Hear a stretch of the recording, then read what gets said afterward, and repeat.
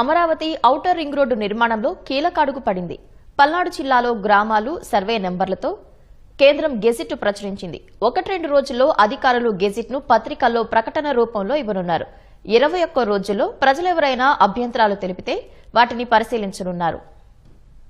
Amaravati outer ring road నిర్మాణానికి జిల్లాల వారీగా భూసేకరణకు కేంద్రం గెజిట్లు ప్రచురిస్తోంది. తొలుత పల్నాడు జిల్లాలోని ఆయా మండలాలు, గ్రామాలు, సర్వే నెంబర్లు, రైతుల పేర్లతో గెజిట్ ను ప్రచురించింది. ఓఆర్ఆర్ ప్రాజెక్టుకు భూసేకరణ చేయనున్నామని, ఆయా సర్వే నెంబర్లలో భూమి అవసరమవుతుందని తెలిపేలా గెజిట్ నోటిఫికేషన్లో పేర్కొంది. పల్నాడు జిల్లాలోని 2 మండలాల్లో ఉన్న 12 గ్రామాల పరిధిలో చేపట్టబోయే భూసేకరణకు సంబంధించిన వివరాలు అందులో ఉన్నాయి.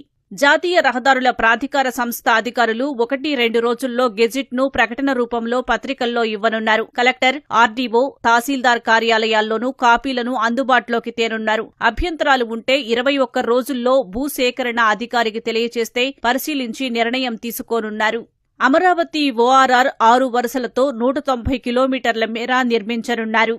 ఓఆర్ఆర్లో తెనాలి సమీపంలోని నందివెలుగు నుంచి చెన్నై కోల్కతా హైవేలో కాజా వరకు 17.5 కిలోమీటర్ల ఓ లింక్ రోడ్డు, నారాకోడూరు నుంచి గుంటూరు శివారులోని బుడంపాడు వరకు 5.5 కిలోమీటర్ల మరో లింక్ రోడ్డు నిర్మిస్తారు. దీనికోసం ఎన్టీఆర్, ఏలూరు, కృష్ణా, గుంటూరు, పల్నాడు జిల్లాల పరిధిలో 23 మండలాల్లోని 121 గ్రామాల్లో భూసేకరణ చేయనున్నారు. ప్రస్తుతం పల్నాడు జిల్లా గెజిట్ రాగా ఏలూరు జిల్లాది ఈ వారంలో, మిగిలిన జిల్లాల ఈ నెలాఖరులోపు ప్రచురణ కానున్నాయి.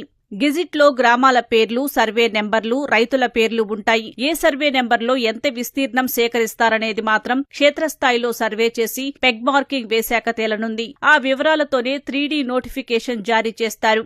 ప్రాజెక్టుకు కేంద్రం నిధులు మంజూరు చేస్తూ ఉత్తర్వులిచ్చిన తర్వాత 3D నోటిఫికేషన్ జారీ చేయనున్నారు.